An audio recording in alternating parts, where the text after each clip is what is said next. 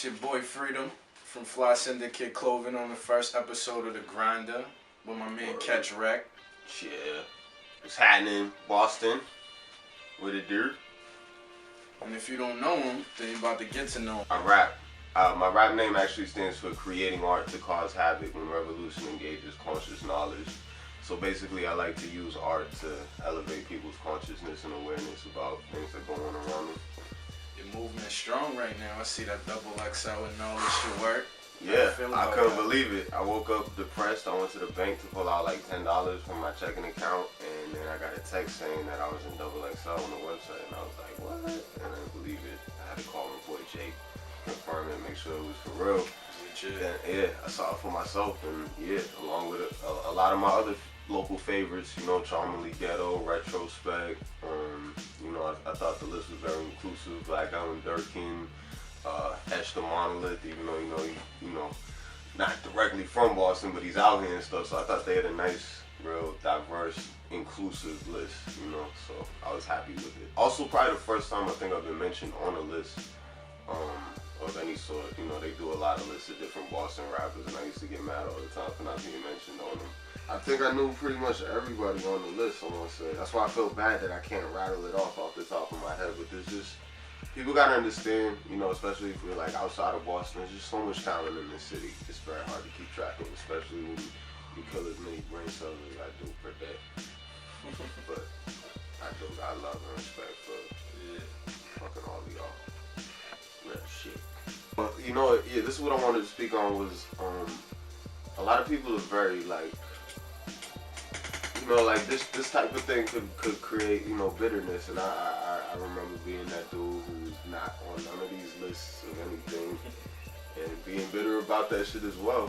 And you know, I think I've come to a place now where like I don't want to take anything personally. You know what I mean? Like if I'm not on the list, it's because I'm not grinding hard enough, not because this person doesn't like me or these people don't like me and my crew or we're the black sheep or whatever. Like, you know, to me, it's not about that anymore. Like, I've got a solid 10 years in this shit now. A lot of people don't think, like, when they say this shit doesn't happen overnight, nah, it don't happen overnight. It don't happen over 3 years, over the course of 5 years.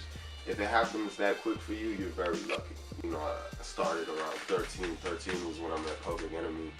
And, you know, back then I was like, oh, you know, I met my rap idols, and so I gotta get on now. And, you know, it was actually a stepping stone. Cause my first time in the studio was in Long Island with Chuck D, whatever, at his crib and shit, and Kyle Jason, Johnny Juice was there engineering. So that was like my first time recording in a studio, you know, like a professional setting like that. So that was like a stepping stone. It wasn't like, oh, I'm on now because I know Public Enemy and I'm at the studio recording. Like, it doesn't work like that, you know. And that was years before I put out my own project independently. You know what I mean? You can't be waiting on nobody to be like, all right, this is, you know what I mean? We're gonna walk you through that process. No, you gotta say, all right, this is what I want to do, and you figure out the steps and you follow through with that. That's it. It's seriously about grinding, about work. And you know, yeah, people do get lucky, but you better not wait on that. The earlier you start, the better. The earlier you figure out, this is what I want to do, go for it. But you know, the other thing is too, you know, there's a lot of people that think rap and music and stuff is real glamorous, and it's not for everybody either, you know what I mean? Because you gotta put work into it like anything else. So if you're not ready to put that work in, if there's something else that you can see yourself doing and putting that work in, you should do that, because we're already overcrowded in this little highway where people are trying to find their lanes. There's also a lot of other things you could do within music besides be the star or be the rapper. You also can play multiple roles or wear multiple hats, and sometimes that's a good thing to do strategically. So, you know, a lot of you artists out there, learn every aspect of the game. Learn what A&Rs do, okay? Learn what marketing people do, because that's gonna help you in the long run. But don't just jump in with some fly shit and some nice bars and think that that's it. You know, I was lucky, definitely. I mean, luck is a part of it, but you gotta, when you get lucky, you gotta do something with that shit. You know what I mean? So I was lucky to meet Public Enemy. I was lucky to get into this double XL shit. You know what I mean? I mean, part of that shit would probably work, but yeah, was about to I was, say. I was, feel like that. but you know what? That's the thing. You know, a lot of people who's gonna do these interviews is gonna be like, oh yeah, you know, I put in all this work and it's finally got me there, and that is part of it, and it's good to acknowledge that. But we also gotta acknowledge the other side, which is that somehow we were lucky enough for a motherfucker to hear our shit. And yeah, part of it is work, but you gotta factor in both of those. You know what I mean? But like I said, don't wait on luck.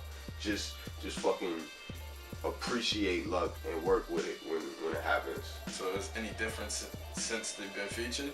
I mean, just yes and no, I guess. I mean, like a lot more people are expressing love and support towards me since it came out. I think maybe a lot of people feel that and don't always want to express it towards me, but I have a lot of people hitting me up just congratulating me, which is a good look. I feel really, you know, acknowledged. I feel like I'm a part of something. I don't feel like the outcast on the scene is trying to like break into it and make people notice me.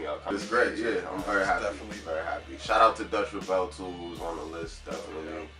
I can't even think of everybody right now. I'm probably missing a ton of people, but Scope, you're down with Scope, right? Scope Urban Apparel, yes indeed. As well as Fly Syndicate, you know, we got the tanks, we got the, you know, collaboration. We trust no one, root of all evil joints. But yeah, Scope Urban Apparel, we started like a little more than 2 years ago.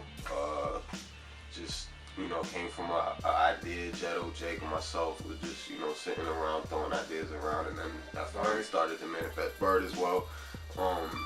Started to manifest into something, you know, we have an actual product. You can buy it online, scopeurbanapparel.com. You know what I mean? So we went from ideas to putting those into practice. Definitely. What type of brand is Scope?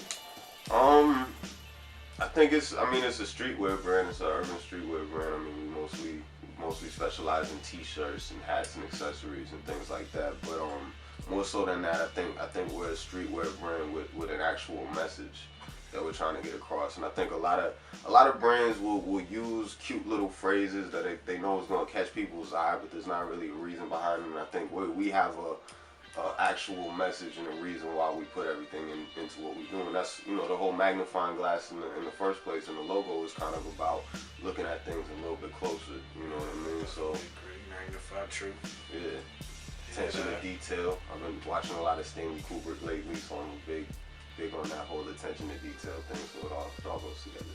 So are you signed to the clothing label, or are you independent artist? I'm an independent artist that works, you know, closely with the clothing label and sponsored by basically. Are you affiliated with the Grassroots Grind? Nah, fuck that. No, sir. Yeah, yeah, absolutely. I think I might have been one of the people who helped come up with that name, even Grassroots Grind. But we you know, for a while been working with a huge network of different, you know, artists and different people who do a lot of different things around the city.